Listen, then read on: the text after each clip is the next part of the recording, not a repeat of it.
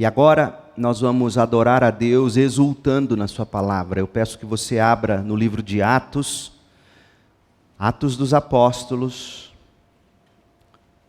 o primeiro livro histórico do Novo Testamento.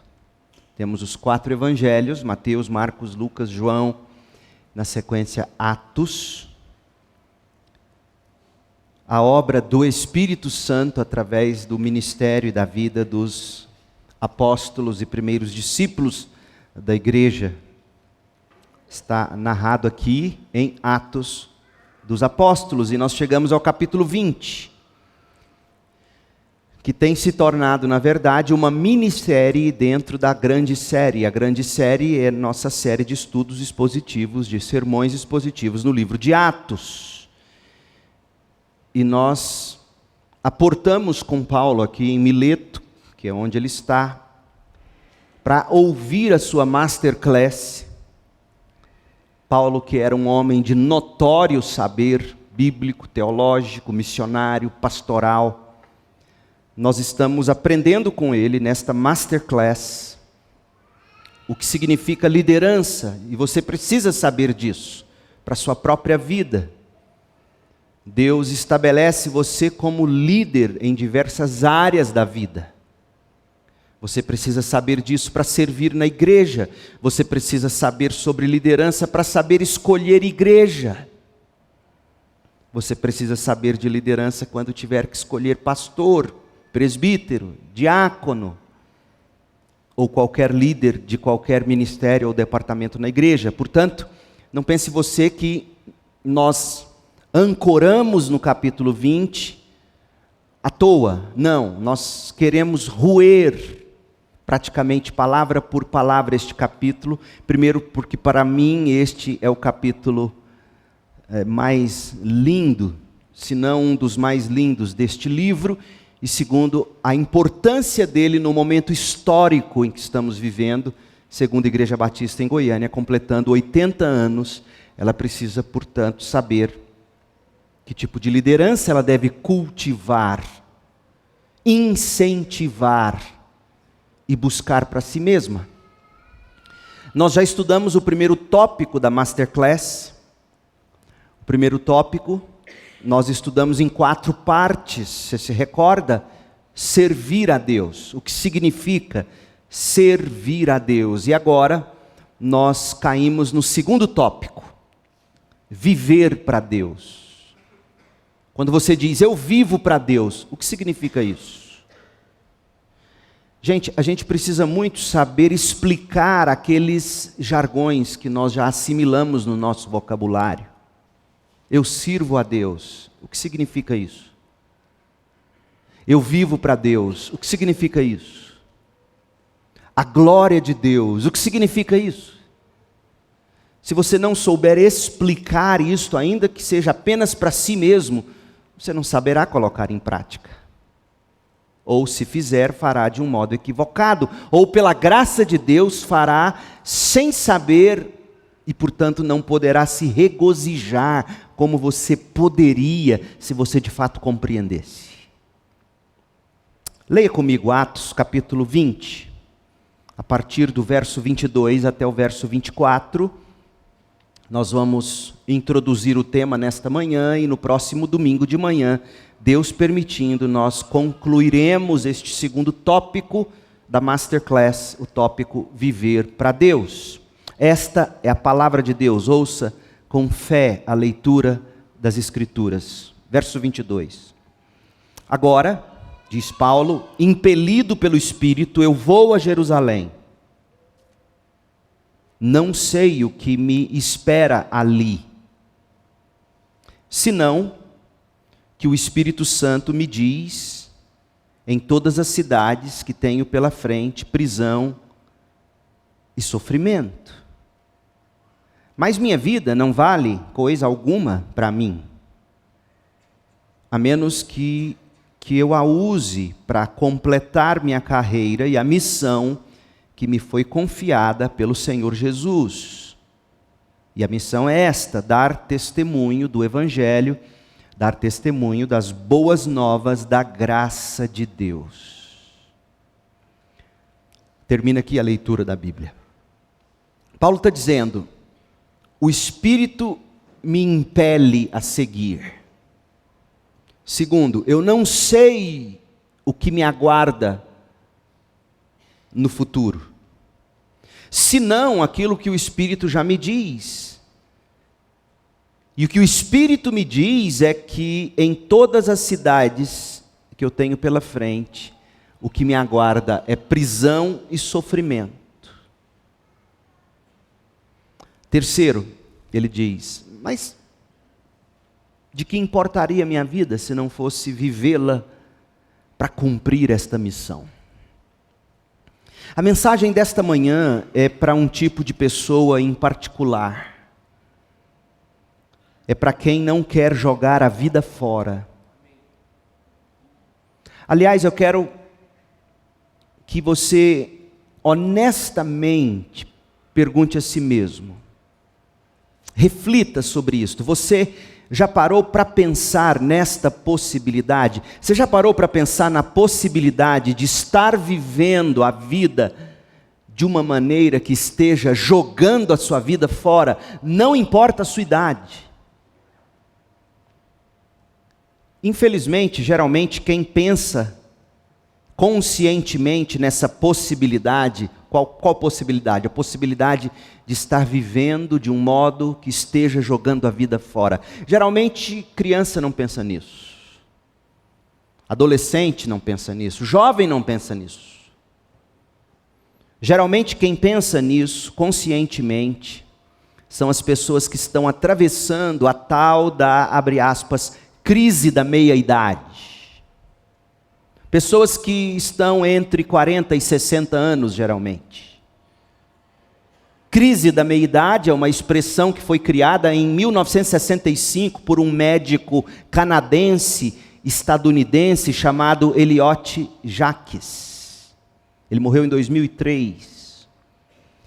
E esse médico criou essa expressão, crise da meia-idade, para descrever, abre aspas, uma forma de insegurança sofrida por alguns indivíduos que estão passando pela meia-idade, na qual percebem que o vigor ou a vitalidade da sua juventude está acabando e a idade avançada se aproxima.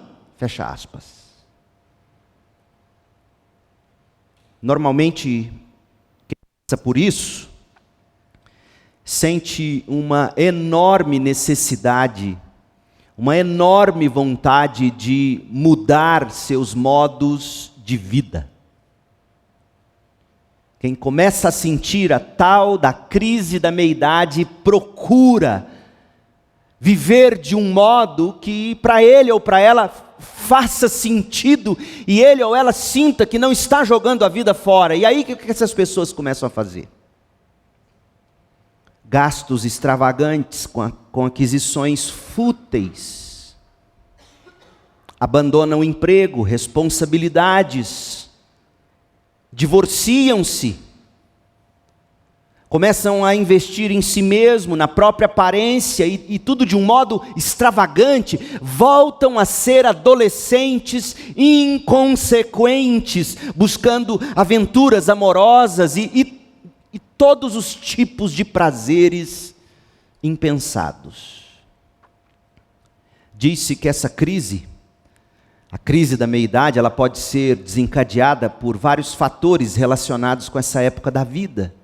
Por exemplo, os amigos começam a morrer, os parentes começam a morrer, os colegas de antigamente começam a morrer, a andropausa no homem, a menopausa na mulher, a sensação de envelhecimento e a realidade da reta final da vida. Você tem diante dos olhos a certeza: eu hoje tenho mais passado do que futuro. E aí você começa a cultivar, a desfrutar todos os tipos de insatisfação com o modo como você viveu. Com a carreira profissional, com a saída dos filhos de casa, ninho vazio, começa a destruir casamentos. Filhos fazem besteira, porque cada vez mais essa geração jovem, por mais que os pais acertem, os filhos fazem besteira. E adivinha para onde eles voltam? Eles voltam para o ninho da casa. E aí os pais se questionam, se não bastasse as crises que eles já têm, será que eu fiz certo com esse menino? Será que eu fiz certo com essa menina?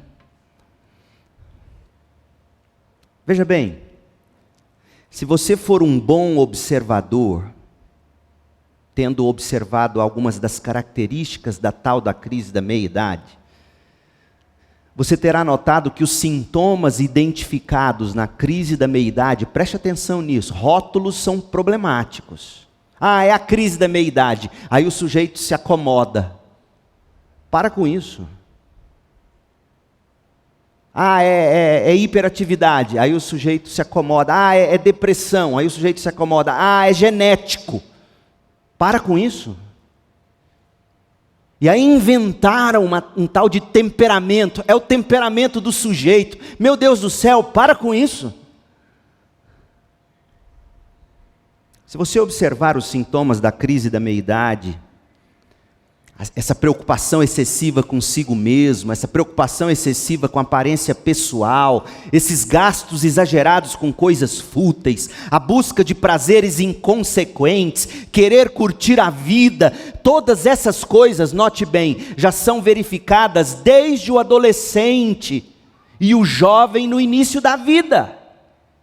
Ou seja, o problema da crise da meia-idade é um problema do coração humano, que se arrasta de um modo crônico, é aquela doença crônica que está lá pela vida inteira, mas que fica aguda, começa a doer do meio da vida em diante. O problema da crise da meia-idade é um problema do coração humano. Por quê? Ora, porque as pessoas não querem jogar a vida fora. Elas querem viver bem, consciente ou inconscientemente, elas querem viver de um modo significativo, principalmente que lhes dê retorno, prazer. Portanto, se você tem consciência de que não quer e não pode jogar sua vida fora, esta mensagem é para você. Não importa a sua idade, não importa se é criança que já me entende, e elas entendem. Não importa se é adolescente, jovem, meia-idade ou terceira idade. Deus não te criou para na adolescência gastar sua vida em frente do videogame, na juventude na Netflix e na velhice jogando bingo.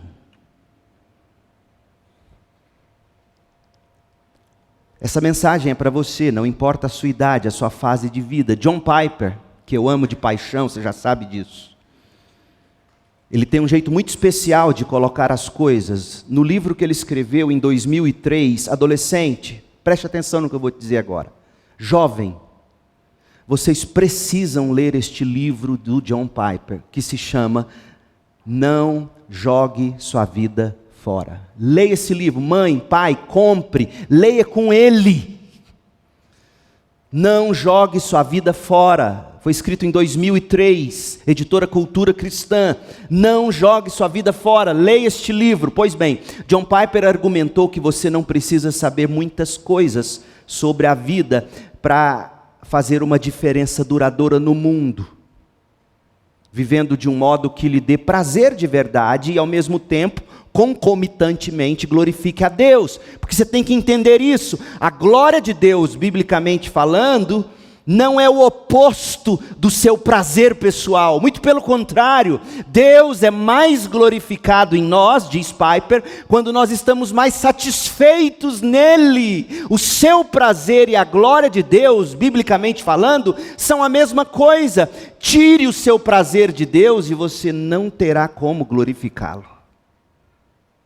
Pois bem, não há muito o que saber para você viver dessa maneira. Mas você precisa conhecer as poucas coisas grandes, aquelas coisas que de fato importam na vida, e então estar disposta a viver por elas e morrer por essas coisas. Gente, ouça o que eu estou te dizendo. As pessoas realmente felizes e que passam por esta vida fazendo uma diferença duradoura no mundo, não são aquelas que dominaram muitas coisas, são aquelas que foram dominadas por algumas coisas realmente grandes. E no mundo em que nós vivemos, o que mais se ensina no Instagram, no YouTube, nas mídias sociais, é que você tem que saber muita coisa, é que você tem que conhecer muita coisa, é que você tem que ter expertise em tudo que for possível, e aí você se perde nesse emaranhado, achando que para fazer a diferença no mundo, você tem que saber muita coisa. Seu cérebro já não absorve mais. Não é muita coisa, são poucas coisas. Mas são aquelas coisas realmente grandes. Olha o que Piper escreveu, abre aspas. Se você quer que sua vida conte, ouça isso, adolescente, jovem, terceira idade, ouça. Se você quer que a sua vida conte nos 2 anos que te restam de vida, 5, 10, 20. Eu tenho 50, eu vou viver o quê? Mais 25? 20, 28? Não sei. Se você quer que a sua vida conte, se você quer que o efeito cascata, sabe, das pedras que você joga no lago e vão se transformando em ondas que alcançam os confins da terra, e as pedras vão pulando no lago, já viu? E as ondas vão aumentando e a pedra vai pulando por séculos e pela eternidade. Se você quer que a sua vida tenha esse efeito, diz Piper, você não precisa ter um QI elevado. Você não tem que ter coeficiente de inteligência elevado. Você não tem que ter inteligência emocional muito grande. Você não precisa disso. Você precisa do quê? Piper diz. Você não precisa de ter boa aparência, você não precisa de ter dinheiro, e eu acrescento, você não precisa de ter influência digital, você não precisa vir de uma família boa, ou de uma boa escola, você precisa conhecer algumas coisas grandes, majestosas, imutáveis, óbvias, simples e gloriosas, e ser incendiado por essas coisas. Nós sabemos do que Piper está falando. Nós sabemos do que Piper está falando.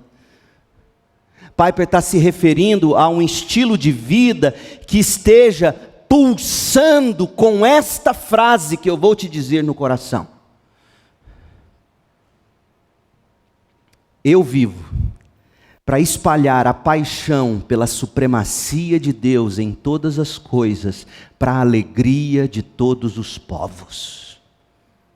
Eu vivo para espalhar a paixão pela supremacia de Deus em todas as coisas, para a alegria de todos os povos.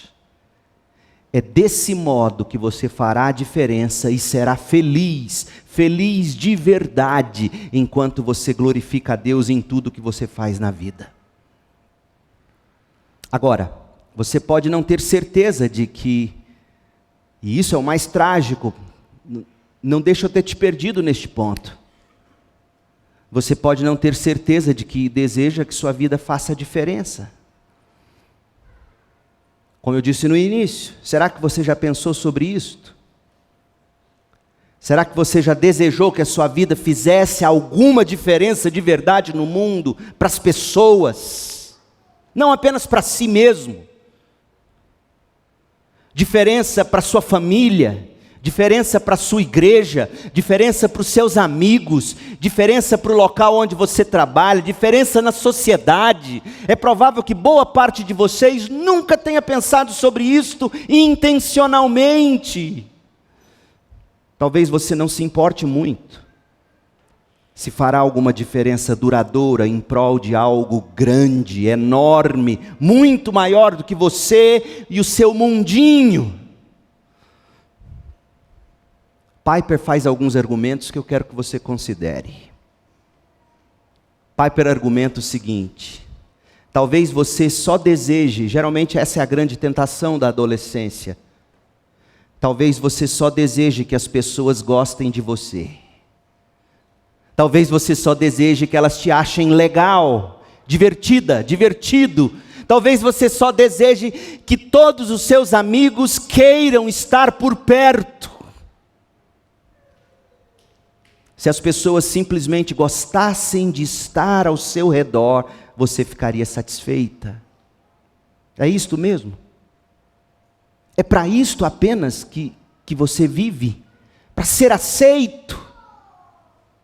Para ser aceita pelas pessoas? Essa é a grande tentação da adolescência e é a grande desgraça se você seguir essa trilha. Mas não é só de adolescente, não. Jovem também sofre com isso. Adulto, idosos. Meus filhos não gostam de mim. Meus filhos não ficam perto de mim. Meus filhos não me procuram. Vejam que os pecados da adolescência são pecados crônicos que nos acompanham a vida inteira. Na adolescência eles estão agudos, depois adormecem de algum modo, mas na velhice voltam todos. É tanto que a gente diz, fulano, idoso, idosa, voltou a ser criança. Na verdade, tirou as máscaras e revelou quem sempre foi. É assim que somos. Talvez não seja isso, talvez não seja para ser aceita ou aceito. Talvez seja o seguinte, e o que é mais assustador, este é o evangelho pregado hoje em dia.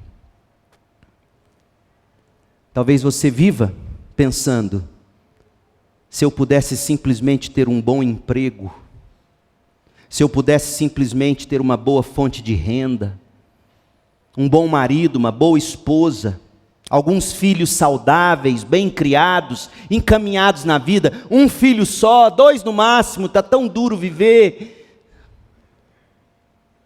Casa própria, se eu tivesse meu apartamento, meu carro bacana, finais de semanas prolongados, férias divertidas, alguns bons amigos para eu curtir, para eu viajar junto, aposentadoria que banque a minha velhice, e no final eu quero morrer rápido, eu quero morrer dormindo, sem dor.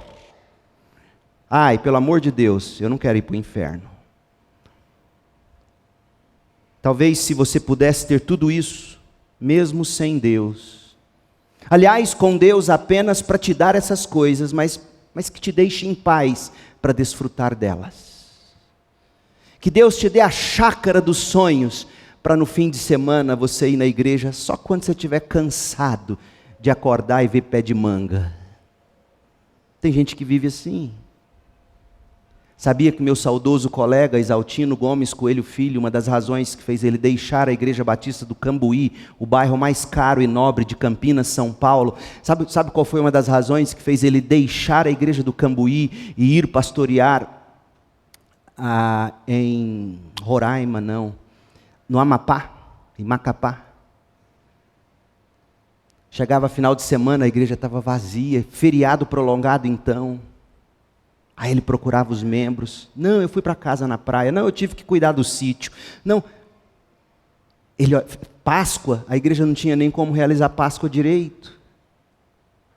O povo sumia, viajava. Um dia ele cansou. E ele disse, não, eu não estou aqui para entreter. Sim, há outros tantos motivos, mas um dia em conversa, eu e ele, lá na macarronada italiana, comendo um delicioso macarrão ao molho de bacalhau. Ele falou, Leandro, eu vou embora. Falei, por quê, pastor? Eu não aguento mais pastorear gente que vive para si mesmo. Isso é muito triste. Tem muita gente que vive só para si mesmo. E eu temo que isso seja a sua realidade. Se for, é uma tragédia. É uma vida desperdiçada.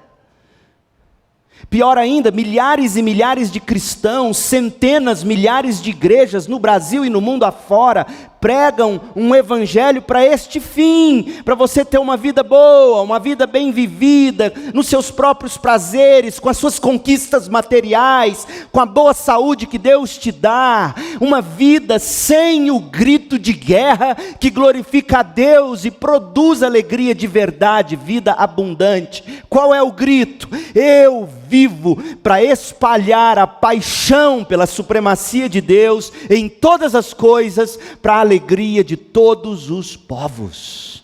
Se você não tiver este grito no peito, você não glorificará a Deus e jamais será realmente feliz.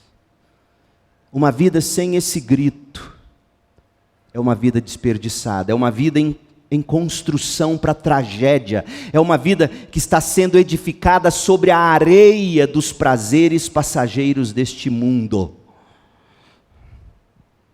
Eu não estou dizendo que você tem que largar tudo para ser missionário.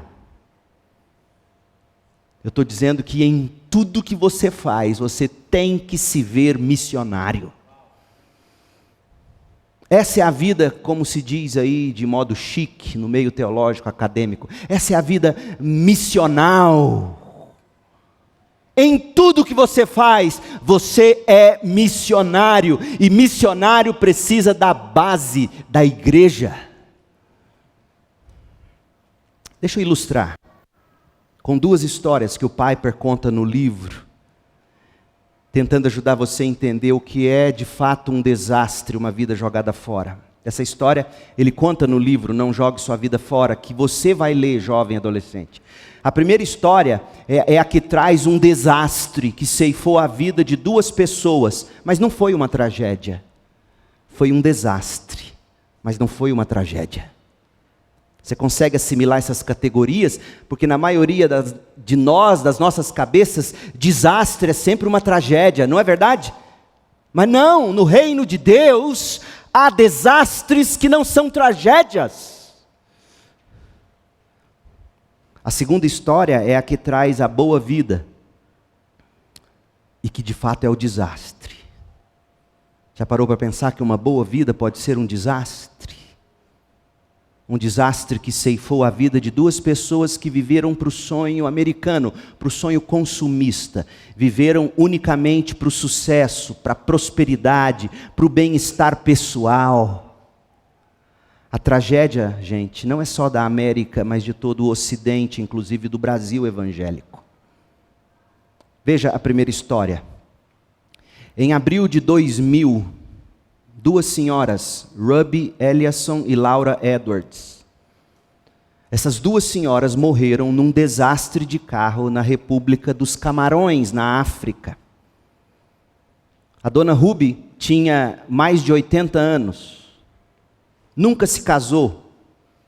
Ela viveu solteira durante a vida toda com o propósito de se dedicar a uma grande coisa, tornar Jesus Cristo conhecido entre os povos não alcançados, especialmente entre os pobres e os enfermos da África.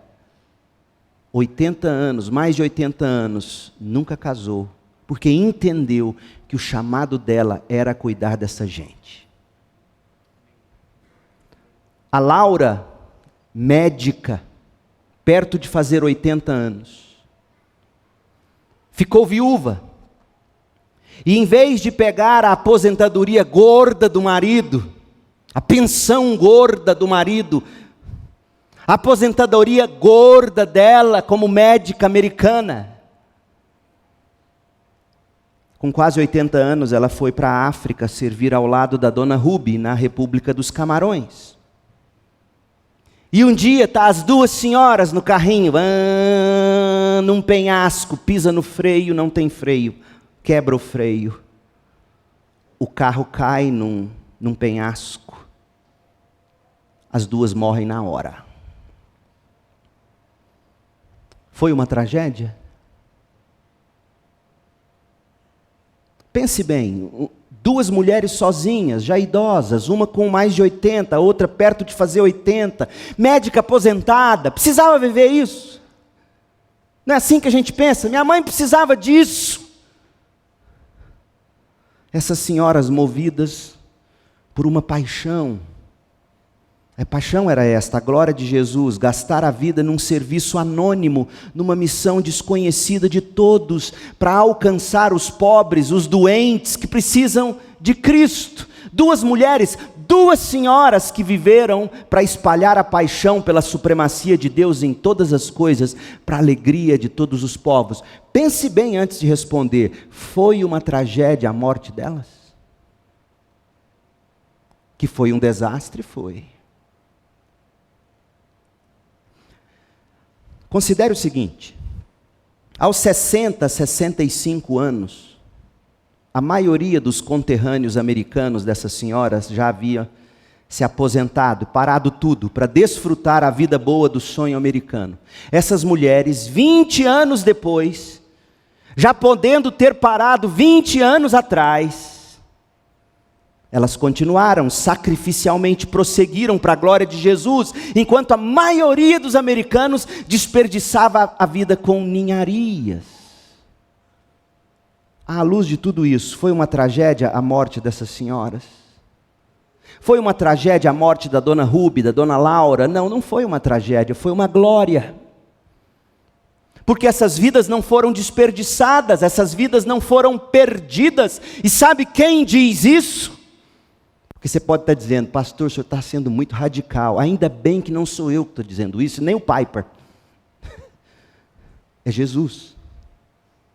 Em Marcos 8,35, Jesus diz: quem abrir mão de sua vida por minha causa e por causa do Evangelho, vai salvar a vida no final. Essas senhoras abriram mão da vida, e no desastre, salvaram a vida. É assim que você vive. A segunda história faz contraste com essa. E esta sim foi uma tragédia. John Piper chama de uma tragédia americana. Como não terminar a sua vida, ele diz. A história é a seguinte: a Reader's Digest no Brasil, se não me engano o nome da revista é Seleções, Reader's Digest e Seleções, dizem que são as revistas mais lidas do mundo. Não sei se ainda estão em edição, mas já foram as mais lidas do mundo, se é que ainda leem revistas. Mas a edição americana de fevereiro de 1998 publicou uma matéria que falava de um casal que tinha 5 anos, já tinha se aposentado. Escuta a matéria. O casal se aposentou antecipadamente dos seus empregos no Nordeste dos Estados Unidos. Lembrando que, contrário do Brasil, o Nordeste americano é a região mais fria da América. E eles se aposentaram quando ele tinha 59 anos e ela tinha 51. Aí eles foram morar no sul, na Flórida, em Punta Gorda. Eu dei um Google, dê um Google para você ver o que é Punta Gorda. Não agora. É lindo. Foram morar no paraíso. Ele estava então, no momento da matéria, com 64 anos, ela com 56. E esta era a missão da vida deles. A revista diz: eles navegam em sua traineira de 9 metros. Uma traineira é um pequeno barco de pesca. E eu sei que você deve estar pensando: é meu sonho de aposentadoria, um barco de pesca. Um pequeno barco de pesca. Jogar softball. Softball é uma versão mais simplificada do beisebol. 64 anos vivendo para andar no barco de pesca, jogar softball e, escute, colecionar conchinhas do mar. Fecha aspas. Isso é uma tragédia. John Piper disse que quando leu a matéria, a princípio ele pensou que fosse uma piada, achou que fosse uma paródia do sonho americano, só que não era. De fato, a revista estava tragicamente inspirando o sonho dos leitores nestes termos. E olha o que o Piper escreve, abre aspas: chegue ao fim da sua vida. Imagine isso, gente. Chegue ao fim da sua vida, a sua única e preciosa vida dada por Deus. E deixe que a última grande obra da sua vida, antes de prestar contas ao Criador, seja esta: jogar softball, colecionar conchas, Imagine esse casal diante de Cristo no grande dia do julgamento. Olhe, Senhor, veja as minhas conchas. Isso é uma tragédia. E as pessoas hoje estão gastando bilhões de dólares em marketing e propaganda para persuadi-los a abraçar esse sonho trágico. Contra essa tragédia, eu coloco o meu protesto. Não compre essa mentira, não jogue sua vida fora. Piper, pregando na conferência Passion One Day, em 20 de maio de 2000, uma multidão de jovens e adolescentes universitários, ele complementou o protesto com o seguinte apelo, eu leio para você, dizendo para aquela juventude, e eu repito para vocês aqui nesta manhã, de todo o coração eu imploro, não compre esse sonho consumista, que consiste em uma bela casa, um bom carro, um bom emprego, uma boa família, uma boa aposentadoria, colecionar conchas como o último capítulo antes de você estar diante do Criador do universo, para prestar contas do que você fez com a sua vida e dizer, aqui está, Senhor, aqui está a minha coleção de conchas, eu também aprendi a jogar softball, e o Senhor precisa ver como eu arremesso a bola, e olha o tamanho do meu barco. Imagina você dizendo isso para Deus. Último capítulo da sua vida. Isso sim é uma tragédia, gente. Viver a vida inteira ou viver os últimos anos da sua vida dessa maneira será um desastre eternamente. Não jogue sua vida fora. Não jogue sua vida fora, jovem. Não jogue sua vida fora, adolescente. Não jogue sua vida fora, homem e mulher de Deus. Não jogue sua vida fora, aposentado e aposentada. Que o último capítulo da sua vida, e já desde os primeiros, seja para cumprir esta missão, espalhar a paixão pela supremacia de Deus em todas as coisas, para a alegria de todos os povos. Não jogue sua vida fora. Viva sua vida para Deus. E a pergunta é, como? Mas antes, deixa eu contar o que mais me impactou no acampamento de jovens nesse final de semana. E eu vou dizer isso publicamente, eu ia dizer pessoalmente, mas pregando aqui, eu falei, essa é uma boa ilustração. Nossa querida Neila trabalha com escola. Eu sei o que é trabalhar com escola, porque eu cresci com uma mãe que foi diretora de escola. Eu sei o que é a encheção de saco dos pais, a pressão dessas crianças, eu sei o cansaço. Eu via minha mãe chegar da escola todo dia, pés inchados de tanto trabalhar. Pois bem, essa é a realidade do trabalho da Neila. Fim de semana, carnaval, feriadão prolongado, pode ficar em casa, do lado do Ademir, vendo Netflix. Ela disse, não vou. Ela foi trabalhar, servir adolescente remelento. Não, os nossos não são. Jovem fedorento, que não toma banho em acampamento. Porque o chuveiro estava ruim. A Neila, eu olhando a Neila, falei, gente, a Neila não precisava estar aqui. De fato, nenhum dos que serviram lá, casados, com filhos, precisavam estar lá. Mas que alegria tem gastar um fim de semana inteira só consigo mesmo. Não jogue sua vida fora. Como?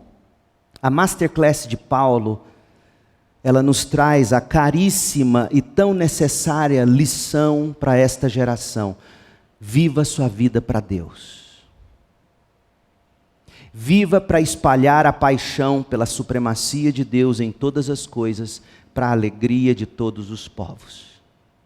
E este ano, meu sonho é levar uma imensa caravana de jovens e adolescentes comigo, para passar uma semana lá na Palavra da Vida. Eu já soube de 1 ou 2 que querem ir.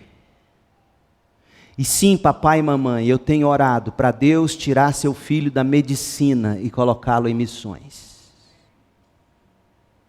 da vida boa, de um emprego próspero, e entregar a vida para os povos não alcançados.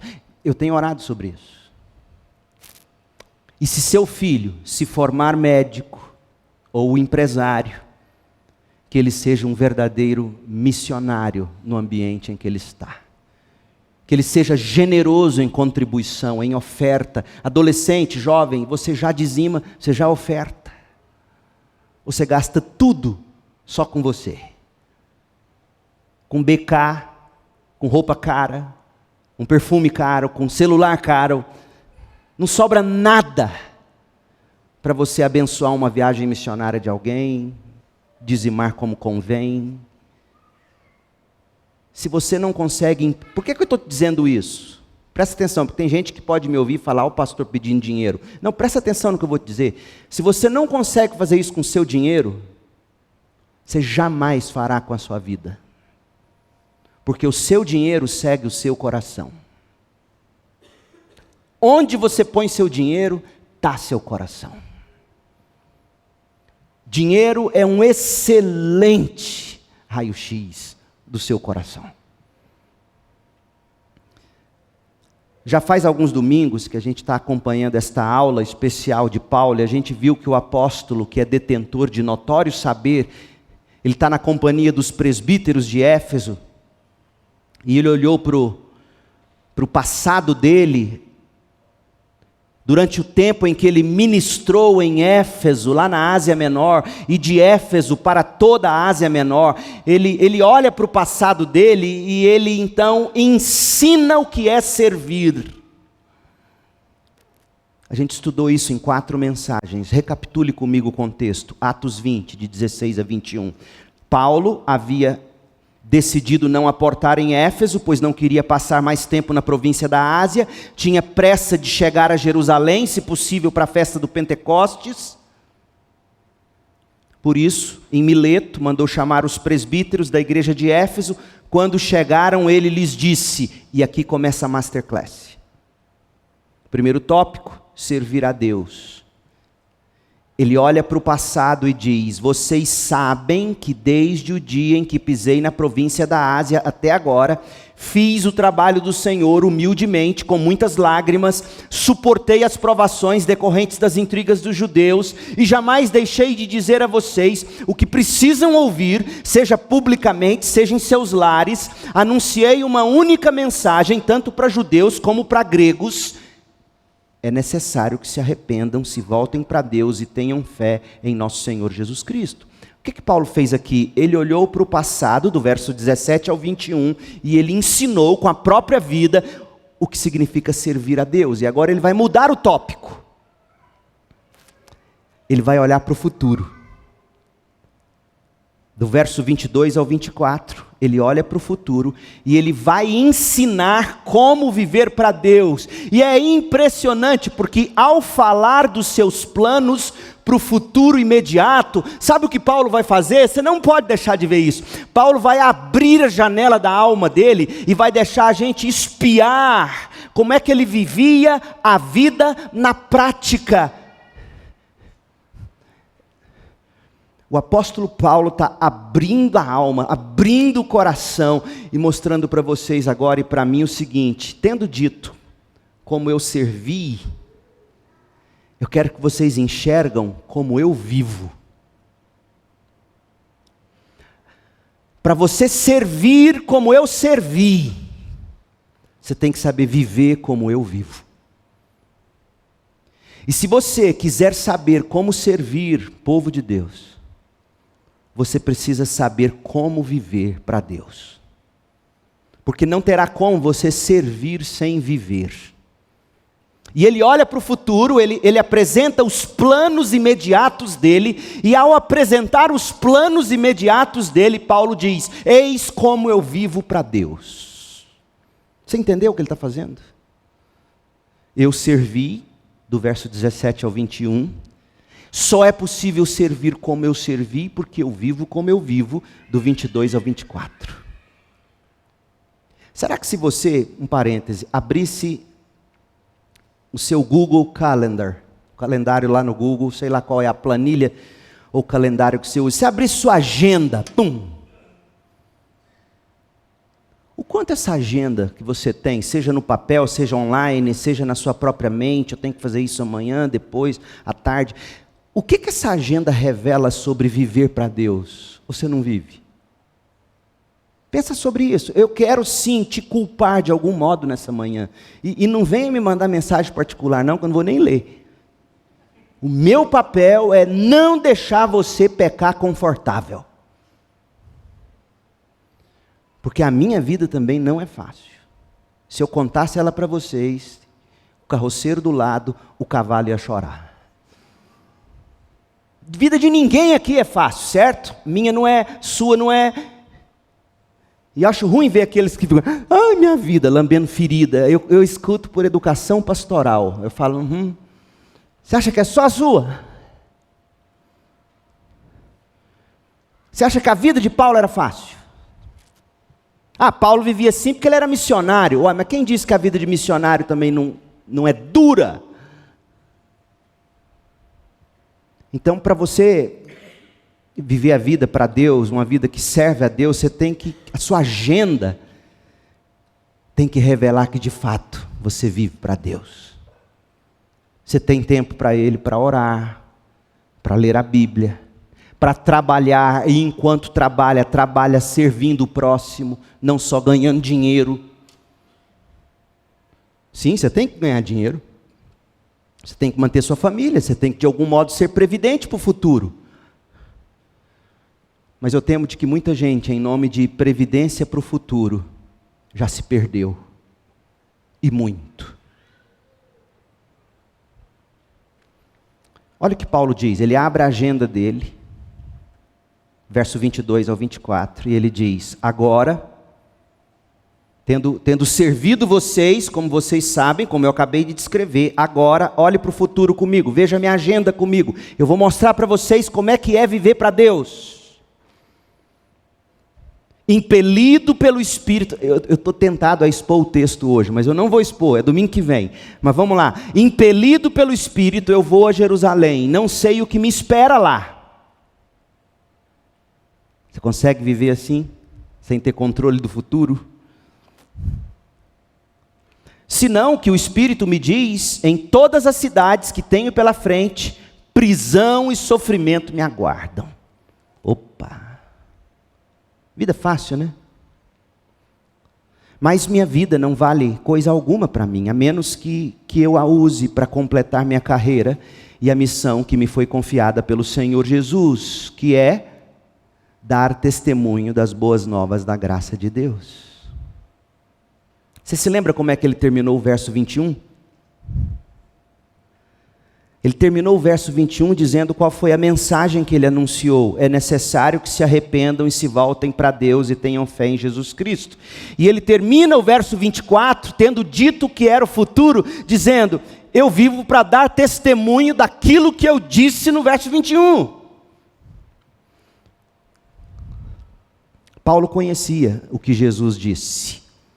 Se você, depois faz isso hoje à tarde, pega uma caneta, pega um caderno, escreva Atos 20, de 22 a 24, sem essa de planilha, faz na mão. Uma das tarefas do meu professor de hebraico, Dr. Selhammer, lá nos Estados Unidos, era copiar à mão o Pentateuco. Em inglês, óbvio. NVI na época. Copiar à mão. Nosso irmão Wilton Guilard fazia isso, ele copiava a Bíblia. Faz isso, pega Atos 20, 22 a 24, escreve numa coluna, e do lado você escreve, a gente vai ler agora, Marcos 8, de 34 a 35. Você vai observar que o que Paulo diz em Atos 20, de 22 a 24, se fundamenta no que Jesus disse em Marcos 8, de 34 a 35. Paulo diz no verso 24, minha vida não vale coisa alguma para mim, não importa se eu vou ser preso, se eu vou sofrer, se eu vou morrer, para mim não importa, porque o que importa é eu completar a carreira e a missão, que é dar testemunho do Evangelho da graça de Deus. Paulo, de onde você tirou isso? Marcos 8,34. Jesus diz: se alguém quer ser meu seguidor, negue a si mesmo. Negue a si mesmo saber o que te aguarda amanhã. Negue a si mesmo aquelas coisas pecaminosas que te fazem sentir vivo. Negue a si mesmo aqueles prazeres inofensivos, não pecaminosos, mas que pesam e impedem você de correr a corrida. Eu aprendi isso ouvindo de John Piper. Uma vez um jovem procurou ele e falou assim: Piper, pastor, é pecado o que eu vou fazer? E contou a história. Piper falou: não, esquece o pecado. O que você me disse que vai fazer vai pesar de tal modo que vai atrapalhar você de correr a corrida do Evangelho? Vai. Então não importa se é pecado. Hebreus 12 diz: você tem que jogar fora o pecado e o peso. Às vezes o peso não é pecado, mas é peso. Se alguém quer ser meu seguidor, negue a si mesmo. Tome sua cruz e siga-me. Se tentar se apegar à sua vida, a perderá. Mas se abrir mão de sua vida por minha causa e por causa das boas novas, a salvará. E era isto que Paulo queria, dar testemunho das boas novas da graça de Deus. E ele entendeu que para fazer isso servindo, ele tinha que viver do modo como ele descreveu para nós em Atos 20, de 22 a 24. Minha vida não vale coisa alguma para mim, a menos que eu a use para completar minha corrida e a missão que me foi confiada pelo Senhor Jesus, dar testemunho das boas novas da graça de Deus. Paulo está dizendo que ele jogaria a própria vida fora. Ele estaria desperdiçando a vida dele, exceto se vivesse deste modo. Ou seja, a única forma dele não jogar a vida fora seria cumprir a missão de levar o Evangelho da graça de Deus. Essa é a única maneira de você não jogar a vida fora, seja no centro cirúrgico operando, seja na África falando de Jesus.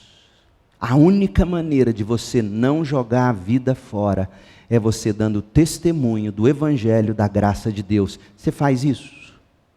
E não vem com essa de que não, minha vida, eu prego com a minha vida. Não, você não terá pregado enquanto você não tiver articulado com palavras o Evangelho.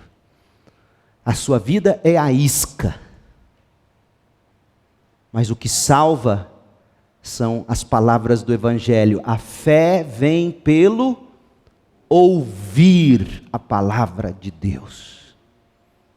Você tem que viver para isso. Para dar testemunho do Evangelho, com palavras, com posturas, com práticas de ministério também, envolvendo-se com as pessoas, envolvendo-se com todo mundo. Gente, eu também sinto dificuldade às vezes de estar em tudo que eu precisaria estar. Eu também estou ficando velho igual vocês. Eu também canso. Essa semana a Renara vai ter que me espichar 2 vezes, minha coluna está doendo. É difícil, não é fácil.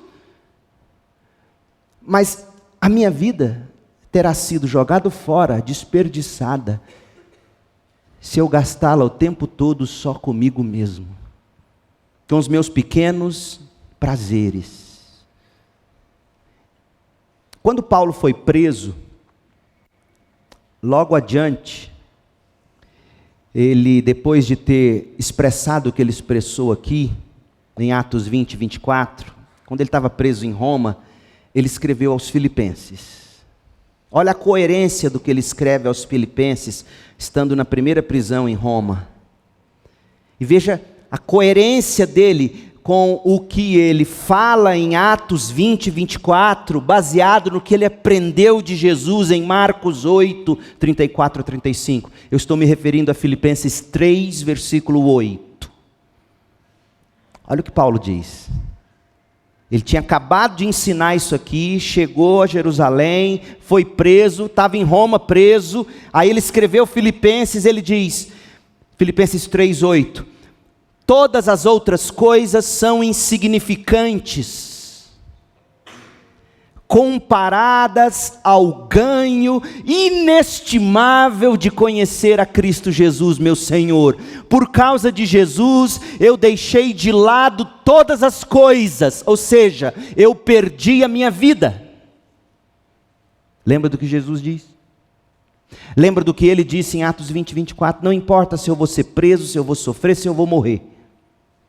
Porque por causa do Evangelho, eu deixei de lado a minha vida, e as considero menos que lixo, a fim de poder ganhar a vida de verdade, ganhar a Cristo.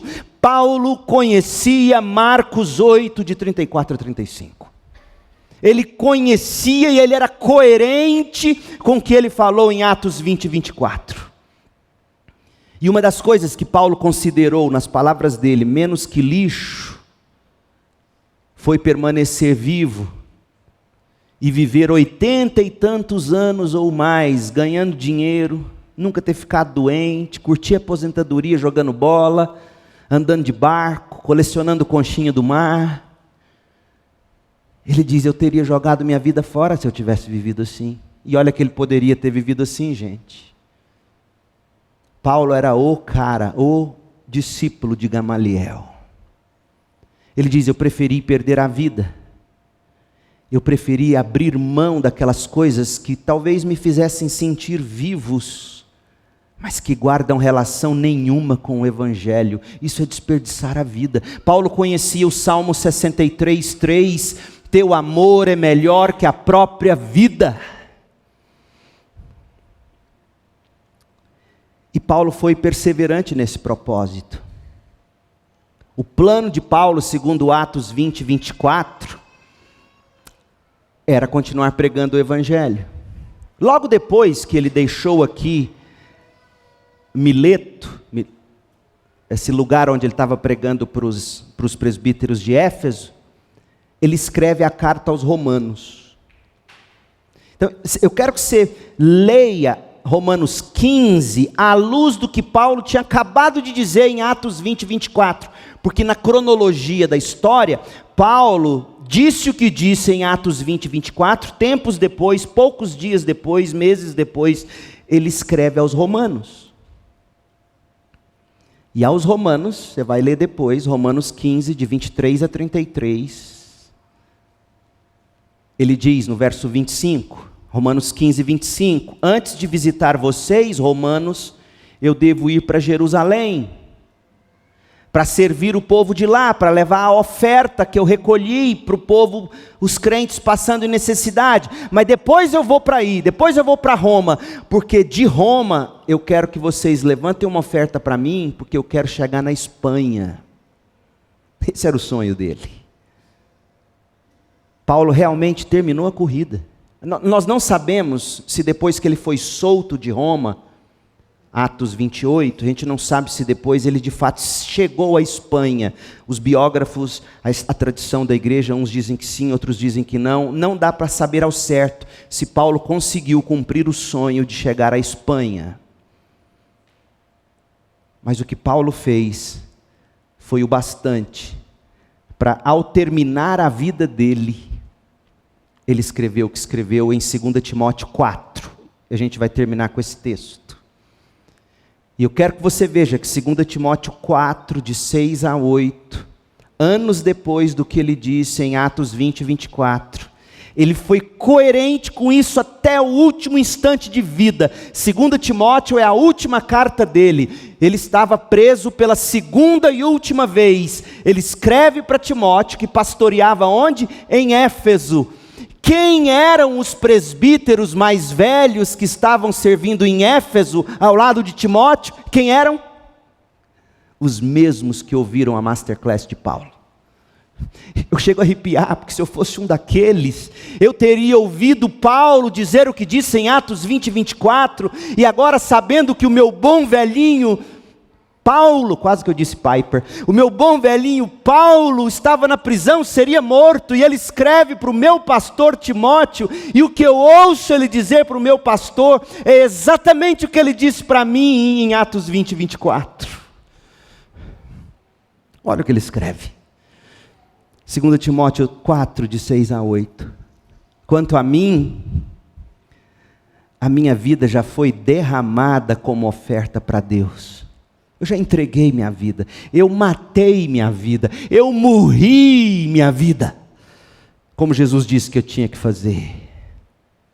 Eu entreguei para Deus minha segurança, eu entreguei para Deus minha saúde, eu entreguei para Deus meu sustento, eu entreguei para Deus os prazeres que talvez me fizessem sentir vivos, mas tem nada a ver com o Evangelho.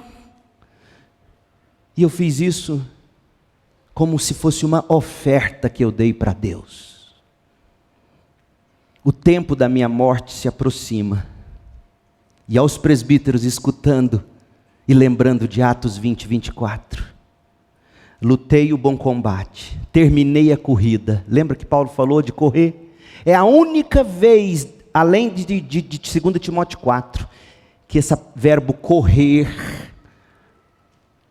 nesse contexto aparece. Então Paulo está se lembrando do que ele disse em Atos 20, 24. Eu não tenho a minha vida como preciosa, senão que eu corra e cumpra a missão. E aqui ele diz, eu lutei o bom combate, eu terminei a corrida e permaneci fiel. Agora o prêmio me espera, a coroa de justiça que o Senhor, o justo juiz, me dará no dia de sua volta. E o prêmio não será só para mim, mas para todos que com grande expectativa aguardam a sua vinda. E domingo que vem eu quero responder 2 perguntas com vocês. Paulo, você disse que correria pelo Evangelho e você de fato correu, como você acabou de dar testemunho. Eu tenho 2 perguntas para você, Paulo. Como é que é ter a mentalidade, é melhor perder a vida do que desperdiçá-la? Em outras palavras, Paulo, explica para mim, na prática, eu quero que você seja prático. Como é viver para Deus, de um modo a não desperdiçar a vida? Diga para mim. É a primeira pergunta que a gente vai responder domingo que vem, olhando para Atos 20, de 22 a 24. Como é que eu vivo na prática para Deus, sem desperdiçar minha vida? E a segunda pergunta. Paulo, por que é melhor viver para Deus? Por que é melhor perder a vida do que desperdiçá-la? Por que é melhor, tendo tanto dinheiro como médica aposentada, morrer num desastre, lá na África, já com 80 anos, em vez de estar em Ponta Gorda, na Flórida, colecionando conchinha? Por que é melhor, Paulo? Diga para mim, de modo prático, por que é melhor viver para Deus? Domingo que vem. Mas até lá, você já pode responder uma pergunta. O que você precisa fazer, morrer, para você viver para Deus? Responda isso hoje, agora. O que você precisa fazer, morrer, para você conseguir viver para Deus? Vamos terminar com Jesus? Ele vai dizer para você. Marcos 8, 34 a 38. Leia com atenção, preste atenção. Se o que eu preguei nesta manhã capturou seu coração e você termina nesta manhã dizendo, eu quero viver para Deus, mas para viver eu tenho que fazer coisas morrer. O que eu tenho que fazer morrer? Marcos 8, 34. Depois Jesus chamou a multidão e os discípulos e disse, se alguém quer ser meu seguidor, negue a si mesmo. A primeira coisa que você tem que fazer morrer é a si mesmo. De modo prático, você tem que fazer morrer todas aquelas coisas que você pratica ou busca praticar, porque te fazem sentir vivo. Mas você olha para elas e diz, isso não agrada a Deus. Você tem que fazer isso morrer. As coisas que você pensa, as coisas que você planeja, as coisas que você pratica, porque elas de algum modo te fazem sentir vivos. Mas quando você compara elas com o Evangelho, você diz, isso tem que morrer na sua vida. Segundo, você tem que tomar a cruz. A cruz era instrumento de morte, então de algum modo Jesus está enfatizando o que ele acabou de dizer, mas a cruz era um instrumento de vergonha. Você tem que fazer morrer sua vergonha. O medo do que vão pensar de você. Você tem que fazer morrer o temor do homem. Você tem que fazer morrer na sua vida a ideia de que, mas se eu viver desse modo, será que eu vou ser querido? Será que eu vou ser procurado? Será que eu vou conseguir manter alguma influência? Será que meus amigos não vão me abandonar? Você não tem que temer passar vergonha para o Evangelho. Você tem que tomar a cruz. E terceiro, você tem que seguir Jesus. Você tem que conhecer as Escrituras. Você tem que fazer o que Ele diz que você tem que fazer. Se na Bíblia Ele já diz, você não tem nem que orar. Tipo, será que eu devo namorar com ela? Primeiro, ela é cristã de verdade? Ela professa a sua mesma fé? Porque senão, para que você está orando? Você já sabe. Siga Jesus. Doa o que doer, custe o que custar, como dissemos no acampamento. Siga Jesus, corte na própria carne. Por quê? Porque você sabe que não pode, sabe que não deve, sabe que não é conveniente, para dizer o mínimo. Seguir Jesus é isto. Porque se você tentar se apegar à sua vida, se tentar se apegar a esses prazeres, aos elogios das pessoas, ao seu coração, se você tentar se apegar a isso para viver, você vai perder a vida. Mas se você abrir mão da sua vida por causa do Evangelho, você vai salvar a sua vida. E aí Jesus lança uma pergunta que é para deixar você sem graça. Que vantagem há em colecionar concha do mundo inteiro, mas perderá a vida? Que vantagem há em desfrutar uma aposentadoria gorda na velhice? Jogando bingo, fazendo excursão, sem falar de Jesus. Veja bem, eu não sou contra viagem não. O problema não é viajar. Pode ser que seja, tá? Mas o problema maior não é viajar num primeiro ponto. O problema maior não é ter uma aposentadoria boa. O problema maior é usar tudo isso só para si. É não gastar feriados investindo em adolescentes, em jovens. Ah, já estou velho, estou cansado já. Não. Não existe isso no vocabulário do crente. Deixa eu te dizer um segredo, tá? Crente não aposenta. Crente muda de profissão, muda de posição, mas ele não aposenta.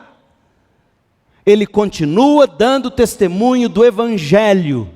Ele continua modelando o Evangelho, ele continua fazendo discípulos, ele continua investindo. E Jesus está dizendo, se você quiser viver de qualquer outro jeito, achando que você está aproveitando a vida, você está matando a sua vida. E ele completa no 38, se alguém se envergonhar de mim e da minha mensagem, nesta época de adultério e pecado, o Filho do Homem se envergonhará dele quando vier na glória de seu Pai com os santos anjos. Viva para Deus. Não jogue sua vida fora. Como? Comece a fazer morrer as coisas que te fazem sentir vivo, mas que guardam relação nenhuma com o Evangelho.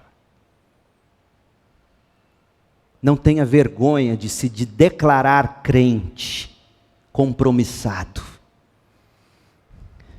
E siga Jesus. Com essa mentalidade que era de Paulo, aí nós vamos ouvir Paulo semana que vem, dizendo na prática, Como é viver para Deus? E por que é melhor viver para Deus? Oremos. Pai querido, é duro esse discurso. Não é a vida que eu quero para mim, de modo natural. Não é. Eu amo a segurança. Eu amo as garantias. Eu amo os privilégios, os reconhecimentos. Miserável homem que sou. Se é assim no meu coração, Pai, eu sei que é no coração de cada irmão meu aqui, cada irmã. E se eu pareci duro, da boca para fora, não deixa essa imagem se sustentar. Porque ela é dura para mim também. Como é mais fácil imaginar minha vida terminando de algum modo cheio de garantias, e aí eu poder curtir meus anos finais do meu próprio jeito, ao meu próprio gosto. Sim, indo à igreja, orando, dizimando de algum modo. Mas não, Pai. O Senhor nos chama para espalhar a paixão pela supremacia de Deus sobre todas as coisas, para a alegria de todos os povos. E isto começa com os filhos, com os netos, no contexto e no ambiente da vocação ou trabalho que o Senhor nos deu. Em alguns casos significa deixar tudo e ir sim para missões. Eu não sei o que o Senhor quer fazer na vida de cada um de nós nesta manhã e a partir desta manhã. Mas que o Senhor mesmo opere, fazendo muito mais do que eu consigo pensar, planejar, conforme o seu poder que opera em nós. Coloque no coração dos universitários desta igreja o senso de que o que eles estão estudando é para contribuir com o avanço do Evangelho. Dê a cada empresário, trabalhador, profissional liberal, autônomo, funcionário público, a convicção de que ainda estamos aqui porque temos que correr esta corrida, combater o bom combate, levar o Evangelho, guardar a fé. Ó Deus, não nos deixe perder isso de vista, que os pais saibam ensinar seus pequeninos, que a grande comissão, ela não é apenas para missionários ou pastores, a grande comissão é para crente. Fazer discípulos é para todos nós. Ó Deus, traga à memória nesta manhã aquelas coisas que precisamos fazer morrer, para a gente conseguir viver para o Senhor. Quais são os pecados, ó Deus? Revela-os agora. Quais são as manilhas de peso? Quais são as distrações? Quais são aqueles comichões do coração que nos impedem de viver para Deus? Ó Pai, revela-nos.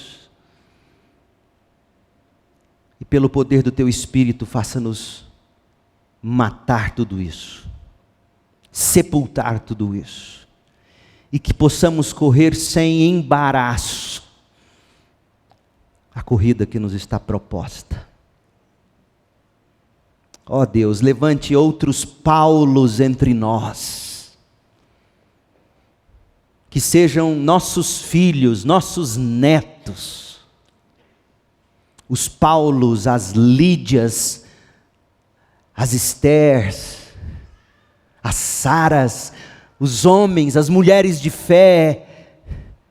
Ó Deus, faça dos nossos, faça de nós essa gente, nesta época tão seduzida pelo adultério e pelo pecado. Nós suplicamos, pedindo que a graça do Senhor Jesus Cristo, o amor de Deus o Pai e a consolação do Espírito estejam sobre nós hoje, aqui e para sempre, até que Jesus venha. No nome dele oramos. Amém.